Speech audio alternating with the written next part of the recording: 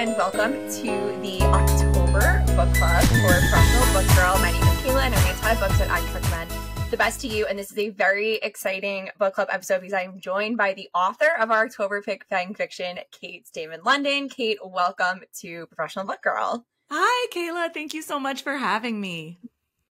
So if you are planning on reading Fang fiction, which you should be, and you have not yet read it, you might want to wait and come back to this episode afterwards, because since it's a book club episode, we are going to talk spoilers. There's kind of nothing off limits in this discussion, which is my favorite way to chat to an author. Fun fact, sometimes if it's a normal interview, the second I stop recording, I'm like, wait, okay. And then I go in with like all this spoiler-related questions. So this is exciting that I don't have to do that. I'm excited too.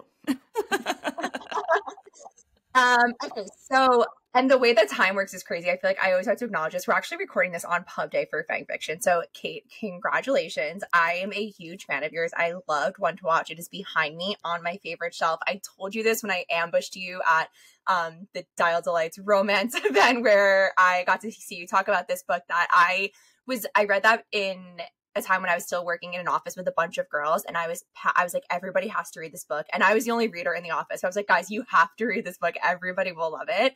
So then to hear you had a vampire book, I was like, I'm just so obsessed with you, honestly. Oh my gosh. Well, I mean, same. And thank you so much. And it was really, a lot of people are like, wow, One to Watch was about, a romance reality show, and Fang fiction is about vampires. They're so different, but they're actually, in my mind, quite similar. And I think if you've read both books, you'll see there's very common DNA between them. And they're really just both about what would it be like to actually live out your pop culture fantasy? And in the case of One to Watch, it was like, what if you became the Bachelorette? And in the case of Fang fiction, it's like, what if you found out the world of your favorite vampire stories was real and you got to go visit? And in both cases, it's like, well, on the surface, this seems like a dream come true. And then as soon as you think about it for more than 7 seconds, it's like, oh, this would actually be quite complicated. And a lot of things could go wrong in this scenario. And so that was what made both of those books so much fun for me to write, was to sort of dig into what are all those things that could go wrong, and what are the most fun, exciting, twisty, adventurous ways they could go wrong, and then who are we kissing along the way, obviously. I actually think entering the world of One to Watch is scarier. Going on a reality show. A little bit. What is worse? An island full of vampires or men on the internet? That's a tough call. That is a very, very tough call. I don't have an immediate answer to that one. No, I with the vampires. I don't even have to think about it. Be as if I'm watching the Vampire Diaries right now. So me enter Mystic Falls as a human, biggest target on my back, or be the Bachelorette. I'm going to Mystic Falls. Vampire Diaries, I feel like it's such a cop-out that they have the vervain necklaces, or jewelry that you can wear in Vampire Diaries, because for those who don't watch, they have this thing in Vampire Diaries that this herb, vervain, if you infuse it, that it's very lethal to vampires. And so if you infuse it into a necklace or a ring or whatever, then vampires can't glamour you. They can still obviously suck your blood and kill you, but it's a way to protect yourself that's very convenient for the show and really helps establish the rules of that world. But in Fang fiction, there's nothing like that. So you're a little bit on your own, kid, when it comes to the vampires in Fang fiction. Okay, so we're just, I love that this is kind of stream of consciousness conversation. So I always say, for me, I came up during Twilight. I read that as a 9th grader, and then senior year of high school, me and my best friend became so obsessed with Vampire Diaries. We look alike. People used to always say we were twins. So we were oh, we're Catherine and Elena. Oh my God. Her name in my phone is still Elena Gilbert. And everyone knew us as Vampire Diaries girl. It's now I say it with pride. It was probably embarrassing at the time, but I was just so into it. And I would always say in my head, the Vampire Diaries rules are the real vampire rules, because that's just my preferred method. But they can basically, it's just as treacherous for them as it is for humans, because they can die in a million different ways. Yes. It's so dangerous for them to be walking around. So there's all this different, Twilight, they sparkle and everything. There's all this different vampire lore. How did you come up with the lore for your book?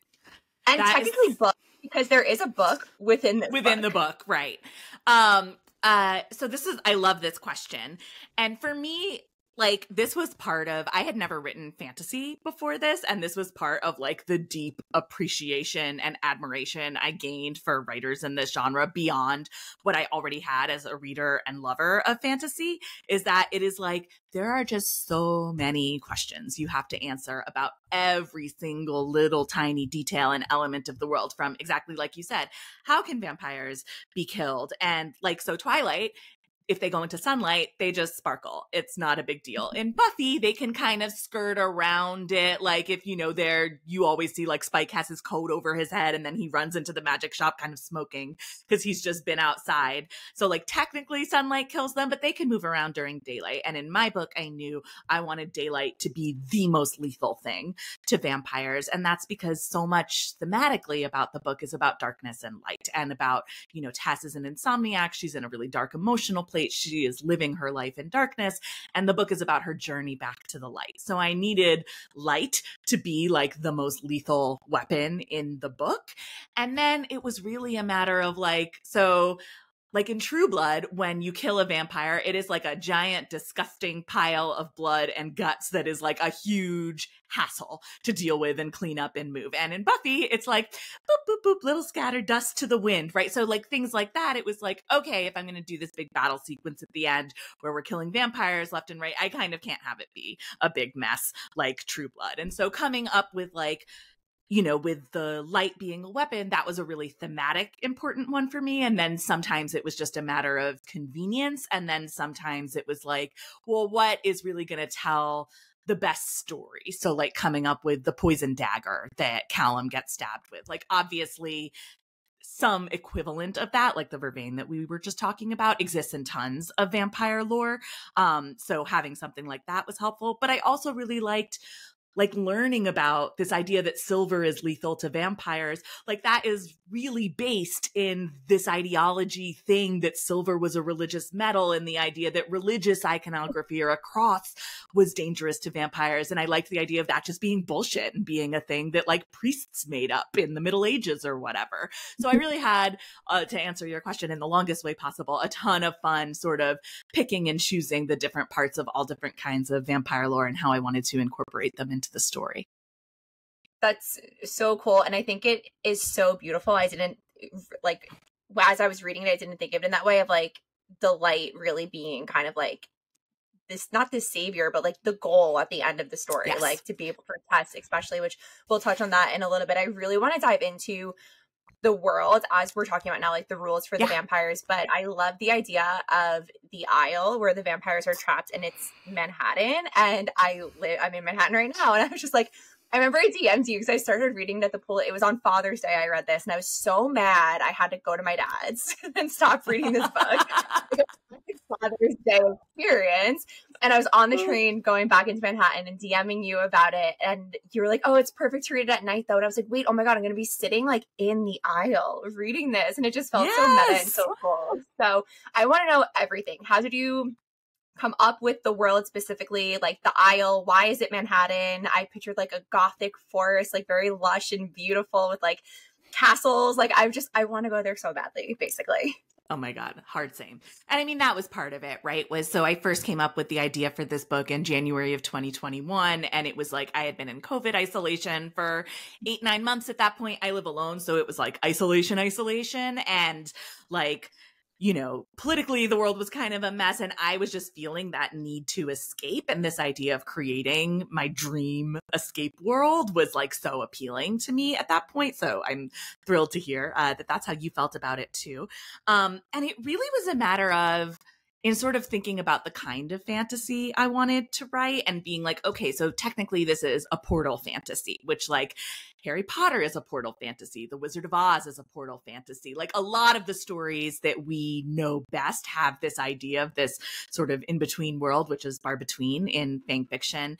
And then, so the world we came to on the other side, I wanted to make it feel grounded and manageable and like something that I could really understand on a deep level and have it be something that Tess could understand, right? That it's like, and the reader, like there's so much happening in this book, right? We have a book series within a book series, and we have characters, and we have mixed media, and we have two different romances and an adventure plot and lies and who can we trust? Like I wanted the world to be simple.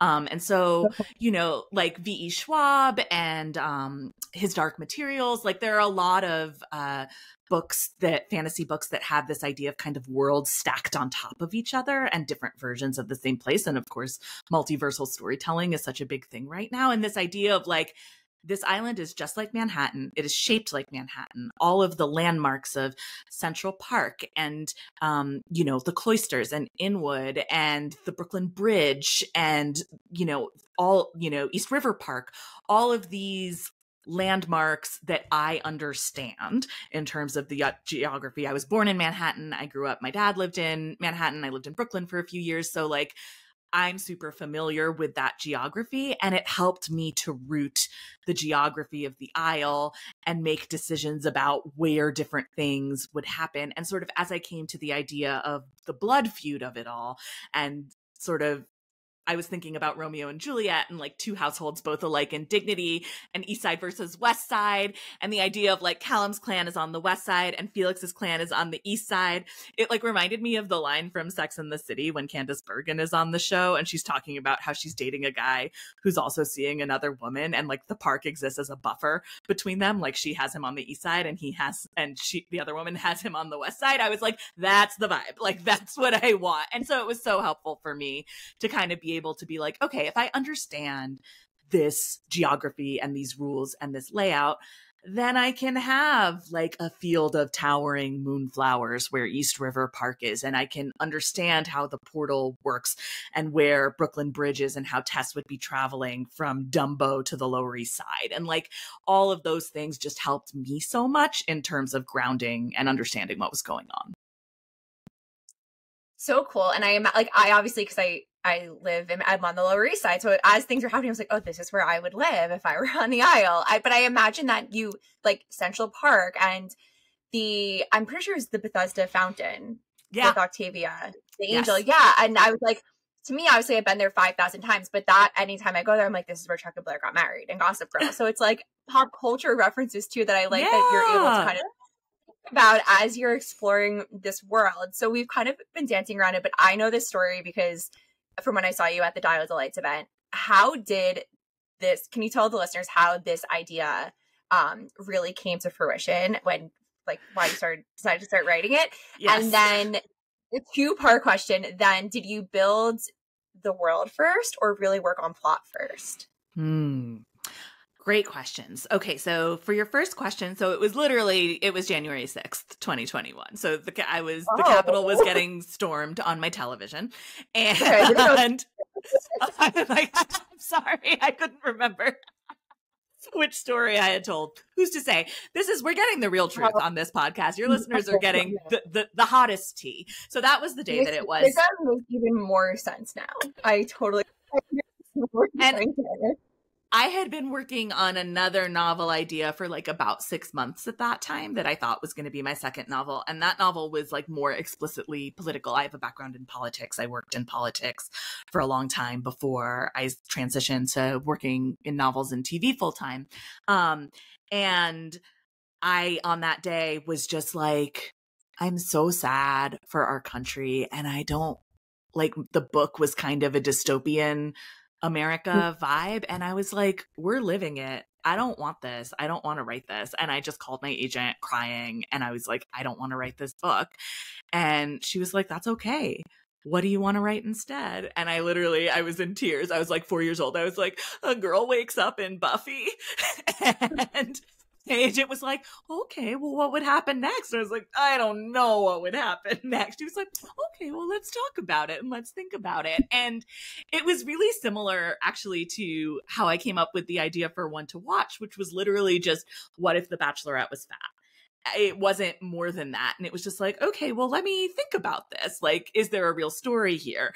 And so it was just like such a gut thing of a girl wakes up in Buffy. And I had been rewatching Buffy on a loop all through pandemic. And it was really my comfort watch that was, you know, making me feel like my vampire friends were around me, even though my real life friends couldn't be. And this idea of like being in a place where you're feeling trauma and escaping, wanting to escape into this world. And is it really an escape? And how do you then make your own world livable again? Like that just, it pulled me so much. And it just felt like an idea that I couldn't put down. And then I actually, at the time, this was a few weeks before I started on season 1 of the iCarly reboot on Paramount Plus, which I wrote on all 3 seasons of. So between, thank you, between when I had this culture things. I'm a very pop culture girl, as you will know if you read any of my writing.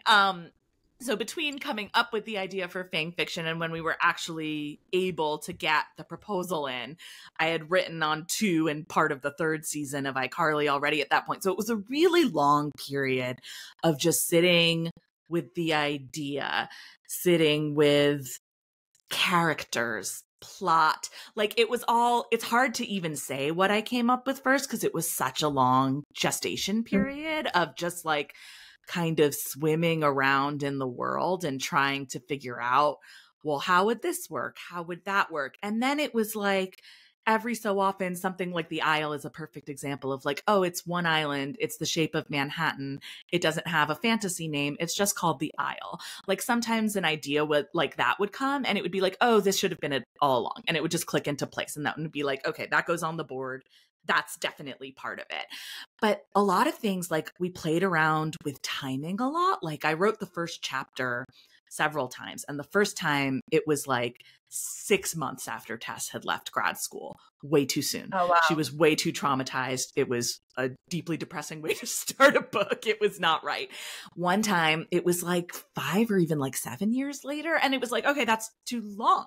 That's like, then it feels like she's moved on. She's living a whole other life now. So it was really finding in every single instance, the timing, the world, the characters, just finding that right thing that felt like, okay, this is what the book should be. And I think it speaks to my inexperience in the genre that it kind of took so long, but I'm also really glad I was able to kind of spend that long and trust my gut and let it marinate to then sort of in a kind of less, what's the word I'm looking for? Like less by the rules, more organic way to kind of come to the story and come to what felt right to me. Yeah, I love that. And so what was it like to suddenly write fantasy? I feel like that has to just be, I feel like it has to be like the hardest genre to write. I mean, it wasn't easy. Everyone's like, are you going to write a sequel to Fang fiction? I'm like, not next. I'll tell you that right now. Like, I loved it, but I need a little rest before we can, yeah. I do have other fantasy ideas. I'm excited to return to the genre. Ooh, okay. Eventually. I'm very, I have ideas that I'm really excited about, but I'm like, I think contemporary next, for sure. It was hard, but it was also just like great. It was so much fun just to be like, and then she walks into the bar and the walls are buzzing and glowing from behind somehow. And in this room, the people have tall necks and there are bubble baths, but they are crunchy and they are floating. And then these flowers are 20 feet tall. They go blue and purple, my favorite colors, a bisexual. The library has different platforms that are floating. Like it was just so cool to be able to come up with all of that. And then, that was really first draft stuff was just going wild with it. And second draft and later on in revisions kind of being like, okay, well, what actually serves the story here? What is just fun? And fun is great. Like we should, like, for example, the scene where Tess meets Felix for the first time. That scene was originally just set in the graveyard after Callum leaves. And it was like, this is this big moment. Shouldn't it be somewhere fun? Shouldn't she be naked? I just was like trying to it was like we can turn the dial up on some of this stuff too and kind of use the fact that this is fantasy to kind of make this as fun and sexy and imaginative and exciting as possible in ways that, that I'm always like in one to watch. It's like, great, she's going to Morocco. they're on a camel, it's a waterfall, right? Like you can do that in contemporary too, but in fantasy, you can kind of really dial it up to the next level. Yeah. So, okay, you mentioned Bar Between. I want to go there. Literally, I wrote, this is my note, Bar Between, I want to go there, explain how you came up with it, which I feel like you're kind of doing, but you, like you mentioned portal magic, like having a place Yes. for, like, why a bar? I forgot the bartender's name because I forget the names immediately after reading. No, totally. It's like a blindness in my brain, but I loved her as a character. I love that she kind of helped serve, because Tess is really on this quest. We're kind of like, we've been so in the world, now we can talk about the plot a little bit. How did that all kind of come to fruition, like specifically the bar? As if you haven't read the book, it's like the transport between the real world and the Isle, but also to other realms, right? Yeah, for sure. And that's like, if I were ever to return to this world, that's the most exciting element to me, is the fact that Bar Between can go to different places in space, maybe different places in time. It feels, it's an exciting place, Bar Between. I was really captured by it. So I knew I wanted to have this kind of liminal portal space. Thinking about places like the Leaky Cauldron from Harry Potter or the Star Wars Cantina, right? There's like a rich tradition of spaces like these in fantasy and science fiction storytelling. And so I was just like, what would mine be? And I liked, like, I was thinking about nighttime in Brooklyn, and Vinegar Hill is one of my favorite neighborhoods in New York. And how, if you haven't been, Vinegar Hill, it's like, it's the way I describe it in the book. It just feels like you're stepping backward in time.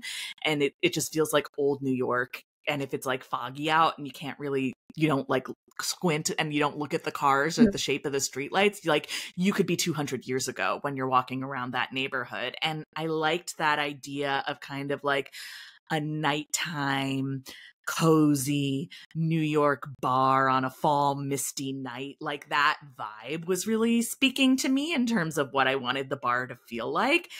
And then it just was like, she walks inside and I was just like, and what does she see? And I just started writing it down. It was probably the most like free, direct from my subconscious to the page of any, and like Bar Between, that scene, that series of scenes from the proposal to the final book is probably the least changed section of the entire. Oh, wow. That and the prologue in chapter 1, I would say those two pieces were basically unchanged from the proposal until the final book. And it just like, it felt like, when you're a writer, like some days are just like super, super hard work and you're grinding it out and you're like, I don't fucking know, man. I just gotta put something on the page. And some days you like wish for those days where it's just like the muse is musing and like it is just coming to you as if from nowhere and you don't even really understand how it happened. That was Bar Between for me, that it was just like, I love that. It's like the magic like of the place like transcended into like you writing it. I love that. And it was the first scene I wrote for the book that took place not in like just regular New York City. And so it was writing, I had worked so much on this, but I really didn't know if I could do it. I really thought that it might be a situation, especially with how tough it was to kind of say goodbye to the previous project I'd been working on, and hard to like know when it's time to say like, this is too hard. It's not what I want to do.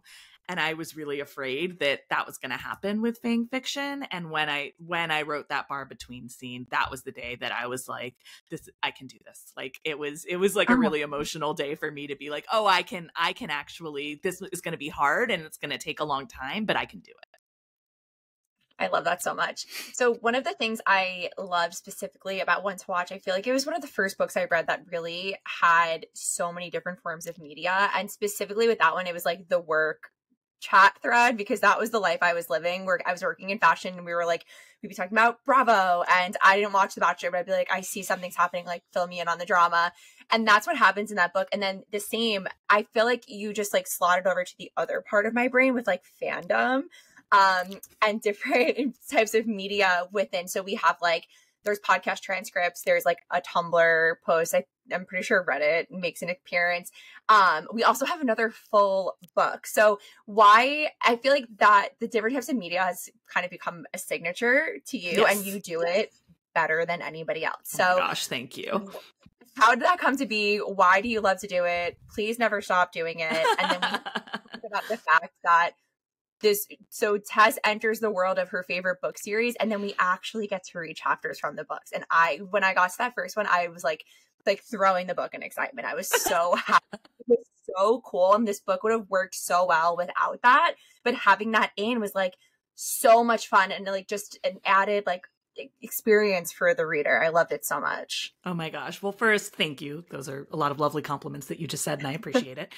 Second, I have to, before we get into answering, make a quick plug for the audiobook, because Amber Benson from Buffy the Vampire Slayer narrated the audiobook, and the way she does the Blood Feud chapters is so fucking funny. She does exactly what I sort of did in my heart as I was writing, which is just like, okay, the volume's up to like 6 or 7 for this book when I'm writing, but like for the Blood Feud stuff, let's turn it up to 24. And that is how she reads it. And it is just a delight. It is. I was laughing hysterically listening to how she did it. Oh my God. So I'm literally downloading it after this, so I could go listen to this. She's incredible. So mixed media. So a lot of my favorite books use mixed media. Where'd You Go, Bernadette by Maria Sample is an example. And she is also a TV writer, a comedy writer. And so I think it really speaks to that kind of screenwriting sensibility to sort of have like the podcast transcripts and all these different things. Like it felt I love the way it kind of brings texture to a story. I'm also really good friends with Morgan Matson. She's a young adult novelist, and her first novel, Amy and Roger's Epic Detour, is wonderful. It is one of my favorite books of all time. I highly, highly recommend it if you want like a beautiful, touching, wonderful YA novel. It's great. And she uses a ton of mixed media in that too. So those were the 2 books that I was really looking at as inspiration. And I had worked, as I said, I worked in politics, and I was the lead digital writer on Hillary Clinton's campaign in 2016. And so like I have worked in a lot of this. I've done a lot of shit. Yeah, I have a question about your political career that we can save for the end, but we can save that. We could do a bonus episode. Politics. Oh, and not just politics. Hillary's 2016 campaign, like of any campaign to be on. Listen, a wonderful experience that didn't end badly at all. Yeah, and so I really with One to Watch specifically, I knew I really wanted to make the TV show feel real and feel believable. And this was actually quite inspired by my time working for Hillary. I wanted to capture that feeling of everyone is staring at you, which was a thing I had never experienced before. That sort of panopticon, like any move you make, everyone's going to be talking about it. And like there was a day when I came into work just looking like absolute warmed over garbage, because like there wasn't time to shower, there wasn't time to do anything. And like there was some photographer in the office, and I was like, yeah, whatever, who cares? And that picture of me ended up in Time magazine. My grandma put it on her fridge. Like we did some photo shoot for the blog. It was on Stephen Colbert, and my friend's texting me like, you're on Stephen Colbert. And I was like, I'm not, I'm trying to go to sleep right now. What are you talking about? And like that feeling I really wanted to capture in One to Watch, because that was so much B's experience. And the mixed media became a really great way for me to sort of bring in that texture and bring in that outside perspective, which is also because I write from a third person limited perspective. So I'm always in a character's head when I'm writing. And through mixed media, it's like a little sleight of hand, because I get to give you that outside perspective, even though I'm not writing from that perspective. So it's a really great trick for me. First of all, to give you exposition really quickly. So like, for example, in Fang fiction, there's like a fake de moi submission that happens where it's like, you get so much information in one paragraph about like who Octavia is as a character in the book. She showed up in New York. What is going on? Like all of this information. And because it's like sort of a fun, voicey thing, I can just do it real fast in a way that would probably have been like 2 boring pages of narrative if I'd had to like explain it all in prose. So I really love writing that way. And then with this one, the Blood Feud book within a book writing. And I get comments a lot from readers being like, when do I get to read the whole Blood Feud novels? And I'm like, probably never. That's not really the voice that I actually write in, but like, I fucking love Fourth Wing, man. I love Game of Thrones. I love that over the top fabulous shit. So like, it was so much fun for me to kind of like put on like just put on someone else's hat and just like put on my little like less problematic George R. Martin newsboy cap and just like pretend to be that kind of a writer for a few pages. It was a lot of fun for me. It made me so I related to Tess like loving like fandom. Like me and my sister always say, and then my sister's like, it's called mental illness, but like I don't like anything. I either hate it or I'm obsessed with it. And like fandom has been such a huge part of my life. Like mostly with music, like Jonas Brothers, One Direction, Taylor Swift, like that one I don't even have to explain. But then like yeah. Oh, we're gonna talk about Taylor, don't worry.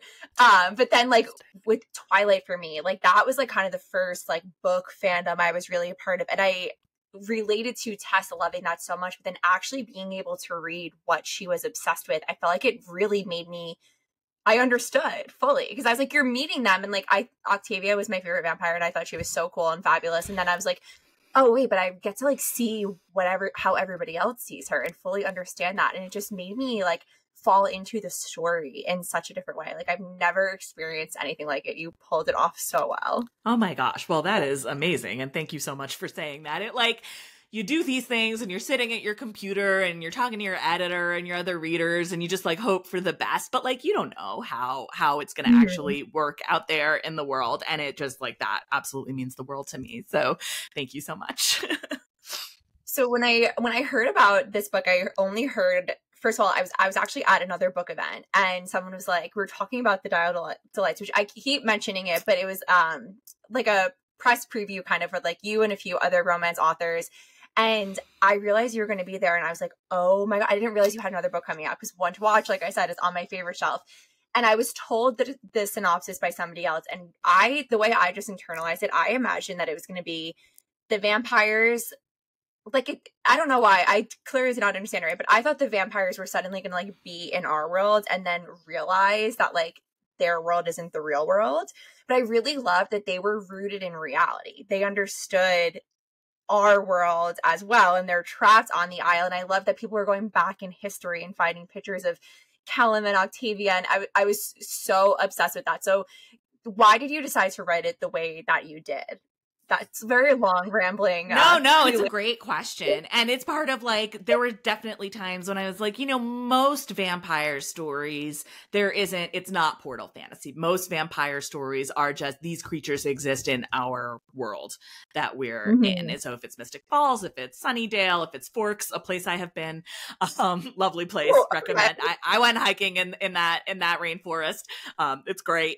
But it's just like, it's focused on one place, but as like a hotbed of vampire activity, but it's just vampires in the real world. And that just felt too spread out to me. And I liked this idea of sort of keeping them all in one place where I could manage them. And it also just like, I think that that's the part of fandom that like, I think fandom something has to capture your imagination. And that's like, we'll talk about it more when we get to the Taylor Swift portion of the conversation, but something she does brilliantly in kind of creating her different eras and her different worlds. And there are different things that sort of speak to different parts of your personality. Like that was the thing that I really wanted you to feel about the Blood Feud fandom. And it's like, oh, like you would be Team Octavia or Team Felix or Team Callum or whatever. Like I liked that, but the Isle to me felt like that was the thing that would kind of capture you and make you want to visit the world over and over.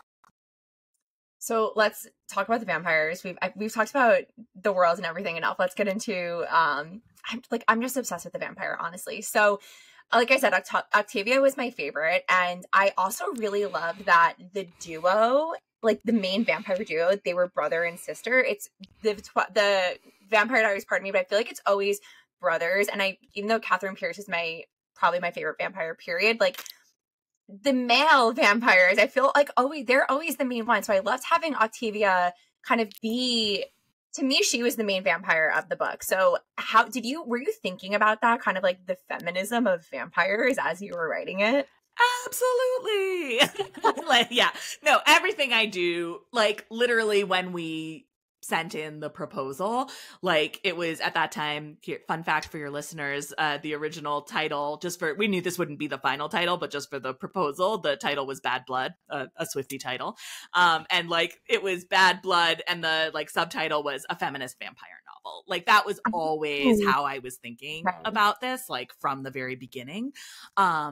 And Octavia in particular, I just like, she was one who like, her voice, I knew exactly who she was from the second I started writing her. And like, I think Callum and Tess, they are, you know, they're characters who are in a state of change during the book. And so there's always inherently going to be some challenges to writing voices of characters like that because they're going through a transition. And Octavia, she just is who she is. Like she like couldn't change if she wanted to. And she, you know, obviously she changes like a little bit over the course of the book and kind of lets Joni in a way she might not have in the beginning of the book. But she just like, she was inspired, you know, in part by Cordelia from Buffy, who is just a character that I really, really love. And I kind of loved with Octavia, like vampires are such hedonists. You know, you said something earlier. You didn't say guilty pleasure, but you said something you said it was embarrassing to be a Vampire Diaries fan back in the day. And I would say that is, not to borrow from Chapel Roan, but like part of my project is to destigmatize these ideas that like women should not feel any guilt about the things that give us pleasure. Cause you don't hear men calling football their guilty pleasure. Men aren't like, oh, I'm watching NASCAR, it's my guilty pleasure. No, they're just watching something they enjoy and they're allowed to. So I feel very strongly. That's why I didn't say guilty pleasure. I consciously stopped using that term a few years ago because I was like, why should I feel bad about something that makes me happy? Exactly. And I wish that people were talking about this when I was a teenager because I was like, I felt bad about everything that I liked. But now I'm like, that's absolutely ridiculous. Like literally, when I was in high school, I didn't watch Buffy because I was like, oh, that's some teen vampire show for girls. And, you know, I watched The Sopranos. The Sopranos is very good. What was I trying to prove to anyone? And also Buffy's fucking awesome. And teen girls are awesome, by the way. And like, so anyway, all that to say, I wanted Octavia to be the embodiment of pleasure and just like her fashion and where she lives and her love of beauty and her like love of blood and sex and people and just like art, everything. She's just like the ultimate hedonist and like travel, food. She just, everything that I love, Octavia loves times 1,000 and like doesn't feel guilty about it and is super powerful and like doesn't apologize for that ever. And I just wanted her to be this character that's like, literally any woman could be like Octavia if we want. Right? Like that's an option that is open to all of us. We don't have to put anyone else's needs before our own just because we've been socialized to and expected to from the moment we're freaking born. Like shout to all the other eldest daughters out there. Like we can be Octavia. We should be Octavia. And like trying to like be just like a little bit more like Octavia, I feel like is a good thing to bring into any of our lives on the daily. Like, I want to hang out with her. She just really flew off the page to me. I was like, oh, she's different. Like, I like this girl. But I also I thought that Callum's character was interesting. So in the Blood Feud books, he's kind of like the bad guy. And I don't want to I'm sorry. I feel bad. I keep comparing it to Vampire Diaries. It's just literally so top of mind because I watched 5 episodes this morning. I love the idea of like Stefan, for example, he would maybe be more of like a Felix to me because you think he's a good guy, but then he has like the Ripper stuff and like turning them on their heads. Callum reminded me of Damon in that aspect of like, 100%. Oh, he's actually not a bad guy. So what was it like? How did you come up with the idea of Callum kind of being so different when Tess meets him versus what she thought she knew from the book series? Yeah, and I think, and so this is heavy spoilers. I'm just going to say it before, in case you're listening to this, you're like, oh, I won't get spoiled. You're going to get spoiled. Skip ahead 30 seconds. So Flora, the portal witch, who later reveals herself to be August Lirio, the writer of Blood Feud, she talks about how, like, in every vampire story, you kind of always get this duo of the good guy and the bad guy. And, like, in True Blood, it's Bill and Eric. And in Vampire Diaries, it's Stefan and Damon. And in Buffy, it's Angel and Spike. Like, you kind of always have this duo. And I always think the good guy is super fucking boring, which is probably, like, my personal pathology, but also the way that they're written. Like, I just think because, like, you're a vampire, you're inherently a villain. Like, there's no way not to be, right? Like, you exist on other people's blood. So let's get that out of the way, and then, like, let's have you be a really interesting character. And I think for me, it was like looking at Tess and Callum as kind of like two halves of, to be quite cliche, a healing journey. Like, Tess is healing from things that have been done to her, and Callum is too, but he's also healing from things he's been made to do against his will. And so, like, that sort of complementary journey of, like, her seeing him in this different way and him realizing, like, oh, like, I am this monster, that is part of me, but also I can be supportive of her. And I can be a good man to her, and I can be the partner that she needs. And that is, like, the way that I can become better, is through supporting her. Was, like, part of what I like to do in romance is show men the kind of men I want them to be. And so, like, specifically, right, in, like, writing the first love scene for Callum and Octavia, like, I very intentionally did that in his POV because I wanted to show, like, this is the way you can be looking for a woman's triggers and making sure she's okay and being supportive. And it's still hot, and it's, I hope, and it's still, like, it can still be an amazing, awesome, sexy experience, but you can do it in a way where she feels really supported and taken care of. And I want to show you that, right? So he was really my dream vampire guy, and my tribute to Damon and to Spike and to Eric and, you know, all of these great vampire characters who, they are bad, they are fun, they are the bad boy, but he still has it in him to be good. Yeah. And I would say, though, I feel like Felix was even more, he was the most evil one of them all. Like, he reminded me, this sucks. I don't know if you've read Sarah J. Maas, but if anyone listening, like, to me, Felix was Tamlin. I was like, oh, I know this guy, and, like, yeah, I hate him. Yeah. Felix was definitely, and this was also very intentional, you know, so Rick is the name of the character of the guy who sexually assaults Tess in grad school, and everyone thinks he's such a nice guy.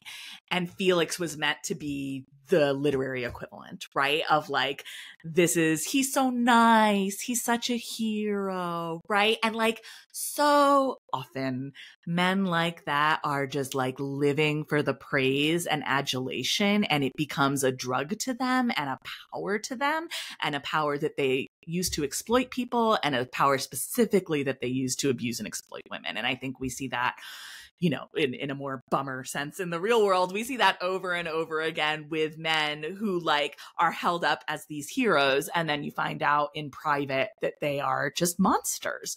And so I was really interested in using the Felix character to embody that, and then also using glamoring, which is such a trope of vampire stories, and this idea that, you know, I can control your mind, I can make you do what I want, using glamoring as an allegory for those kinds of abuses of power and assault that we see in the real world, and a way that we could sort of, like, talk about that in the world of the Isle, because part of Tess's journey, right, and I think part of any assault survivor's journey, is this terror that it could happen again. And, like, it's such a natural response to that terror to kind of close yourself off and not take risks and not date and not meet new people, even because it just feels unsafe. And so I wanted Tess to see that she had overcome that fear, but with Felix and him glamoring her on the roof of the Georgia, there became a way for her to see that in a way that is much safer and more existing in this fantasy world than obviously her having to encounter the situation of a man trying to assault her again, which was certainly not something I wanted to write in the book and not something I wanted to put her through. So it was Felix, and glamoring became a really great tool for me to sort of talk about the issues I wanted to talk about in the book while keeping it really true to tropes of vampire stories. Like, your brain is just like masterful. Like, it's fascinating to listen to you talk about it. So, you know, we've been dancing around earlier, and then you just said, like, so Tess has a very traumatic past, and she was sexually assaulted, and I felt like you wrote this in a way that felt so real, but also handled with so much care. And what her whole, like you mentioned her and Callum on this healing journey, like her arc was so special to read, but then that could have been its own book. But then we have like the fun of the vampires and everything. So what was it like writing about Tess's assault in the aftermath like that? And why did you decide to have that be a part of her story? Yeah, so for me, the thing that I love about, I'm going to say horror as a genre, even though fan fiction is very much not a horror novel, but horror meaning monster stories, right? Is that monsters are used as a way to externalize human fears. And so like ghosts are about grief, and zombies are about death, and vampires are about sex and love and rejection and autonomy and all of these issues, which is why they're just so great for romances. And so I had known that I was interested in writing a story about a sexual assault survivor. And I also know that anytime I write anything, I want it to be really joyful and empowering. That's just like the kind of writer I am. That's what I like to write. So when I first started thinking about a vampire story, I was like, oh, this actually makes a ton of sense to me, that this is the right kind of way to tell this story. And I think a lot of times, like I was just talking about with Felix, we use those kinds of stories as ways to process human trauma and hurt that feels a little bit safer, that feels a little bit one step removed from, like, for example, if I wrote it as a contemporary trying to talk about, you know, Tess dating for the first time or something like that just feels like a little more of a bummer to me than like, which isn't to say that like there aren't sad parts of this book and that it doesn't get into some pretty heavy stuff, but that it's happening on this beautiful island. There are vampires involved. We're in the story within a story, right? Like, there's so much fun in the book that it gives our hearts, I think, a little bit more room to handle the heavier stuff without it feeling like a deluge. I never want it to feel like I'm hitting you over the head. I want it to feel real to the person in the situation as much as a story about visiting your favorite vampire novels can ever feel real.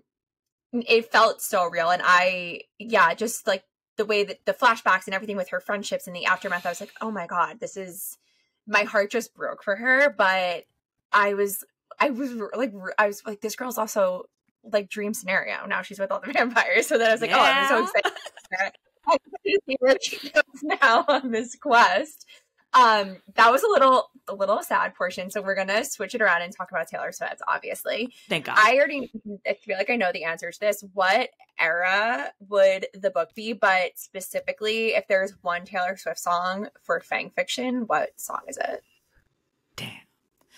So the book is certainly Reputation, or the era, excuse me, is certainly Reputation. And when it was funny when you were talking about when we were DMing that day of you taking the train into the city and reading it in New York at night, like a lot of what, you know, when Taylor Swift talks about sort of the visuals for her album, and Reputation is like stomping through a city at night.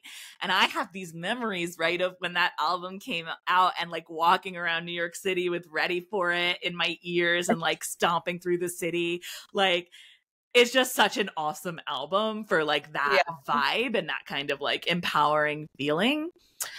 If it was gonna, just one song is tough. I think I Did Something Bad would be near the top of the list, just for that vibe. But I think then the other half of it has to be Call It What You Want, right? Like it has to be both things. Like it's the badass, the toughness, the glitter, but it's also the tender underbelly and the beautiful romance and the friendship, right? And like Tess and Joni's friendship being like such a central, like even more so in my mind than Tess and Callum's relationship. Tess and Joni's friendship is like the book isn't over until they are friends again. Like I'm glad that Tess and Callum get their happily ever after for now at the end of the book, but like I don't have to have that for the book to be over. I have to have Tess and Joni repairing their friendship. And so that's also a sort of call it what you want moment for me. Like whether it's romance, whether it's friendship, it's about that like really human love and connection. I love that. And I just got so distracted by the vampires, but their friendship felt so real. And I even understanding Joni's perspective of like, my friend just like ghosted, where is she gone? And then the realization of what happened. I will always love to read about a strong female friendship, but it was just like this book is just packed full of like every little thing I love to read about. And it was just their friendship was like them coming back together.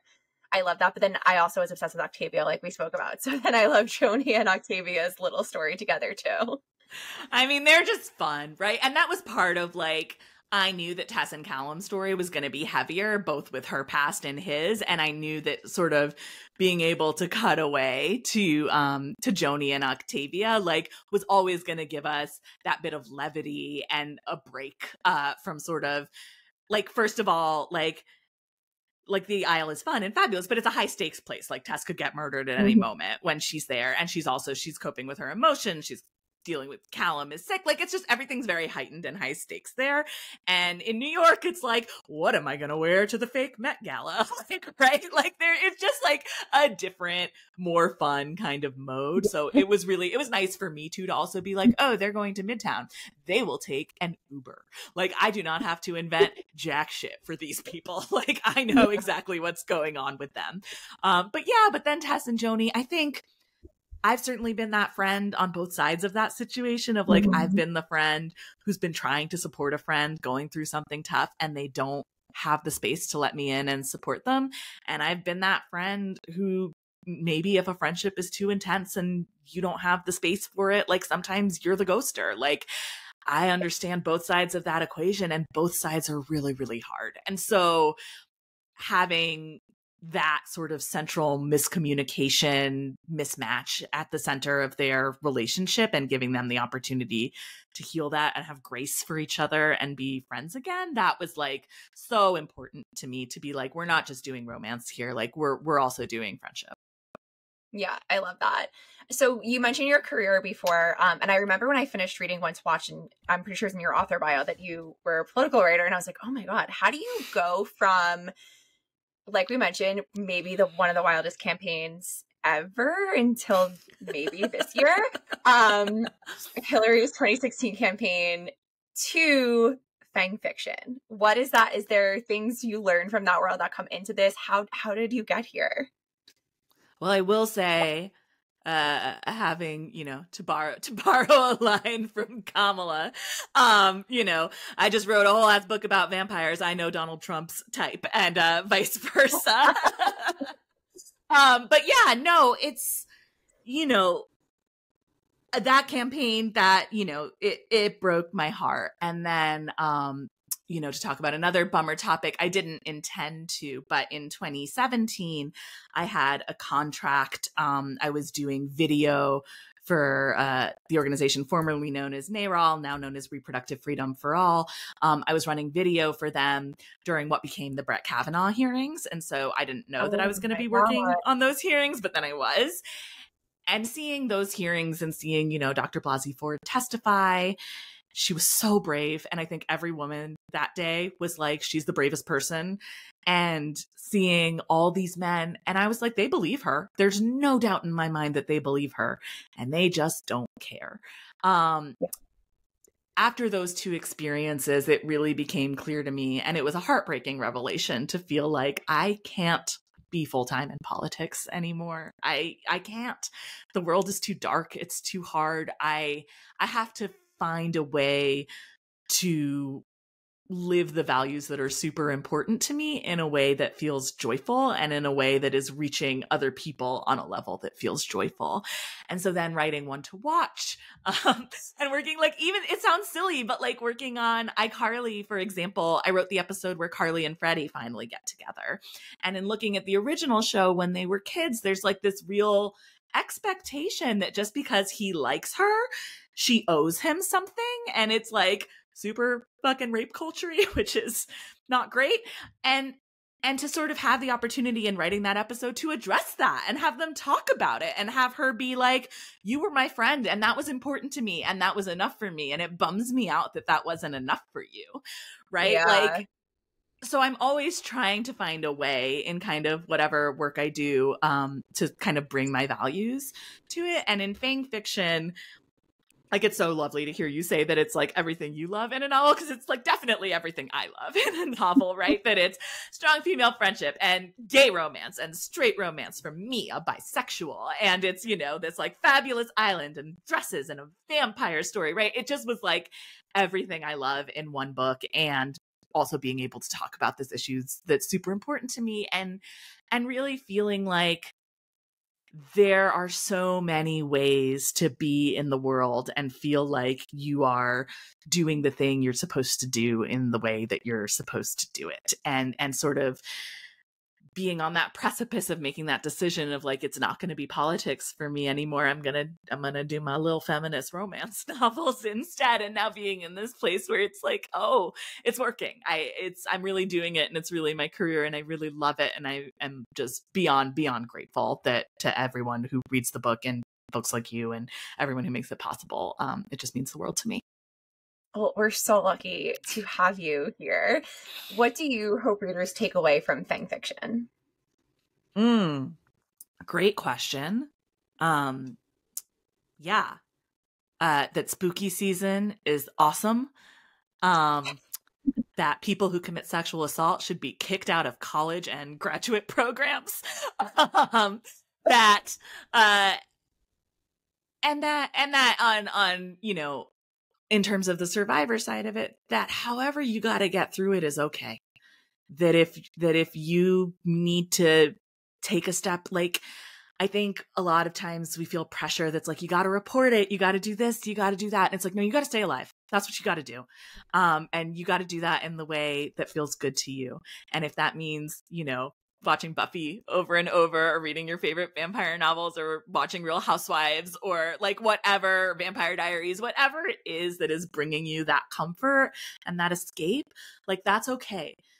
That's okay. And everything else is waiting for you, and it's going to be there when you're ready. So I hope that, you know, and that's obviously big stuff, but little stuff too, even, right? If you're having a hard day, that's totally fine. Find the thing that brings you comfort. Don't feel guilty about it. Feel, you know, I feel so grateful for all the things that bring me comfort.